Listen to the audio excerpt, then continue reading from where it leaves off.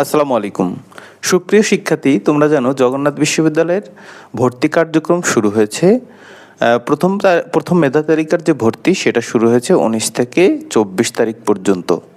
তো আমি আজকে সবগুলো ইউনিটের আলোচনাই করেছি। তো এ পর্যায়ে থাকবে হচ্ছে এই ইউনিটের আলোচনা। তো এই ইউনিটে তোমার মোট সিট আছিল 840টি। প্রথম পর্যায়ে যেহেতু ভর্তি না, এটা শুধু অনলাইনে একটা সাবজেক্ট চয়েসের প্রক্রিয়া ছিল, তাই অনেকেই সাবজেক্ট চয়েসের জন্য অ্যাপ্লাই করেছে, তারা দেখার জন্য যে আমি কোন সাবজেক্ট পাই। তো এদের মধ্যে অনেকের আছে তারা ঢাকা বিশ্ববিদ্যালয় বা অন্যান্য বিশ্ববিদ্যালয়ে চান্স পেয়েছে, কিন্তু শুধু অনলাইনে কোন সাবজেক্ট পাবে এটা দেখার জন্য তারা অনলাইনে সাবমিট করেছে। সেক্ষেত্রে দেখা যায় প্রথম ওয়েটিংয়ে তোমাদের বেশি আসেনি, শুধু 1203 পর্যন্ত। লাস্ট মেরিট লিস্টে এসেছে 1203 পর্যন্ত।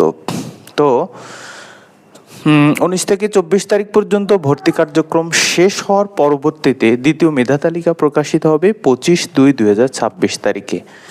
তো যারা এখনো ভর্তি হওনি তোমরা জানোই যে ভর্তি কার্যক্রম শুরু হয়েছে 19 তারিখ থেকে। তো অনলাইনে আশা করি সবাই ভর্তি কার্যক্রম সম্পন্ন করেছো। যারা এখনো করনি, তোমাদের টাকার পরিমাণ লাগবে 12,630 টাকা।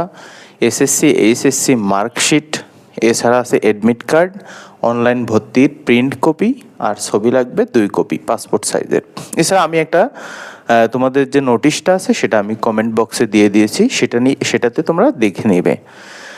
তো বর্তমানে তোমাদের অনেকেই প্রশ্ন করতেছো, ভাই আমার এত পজিশন আছে, আমি কি ফার্মাসি পাবো বা সিএসসি পাবো?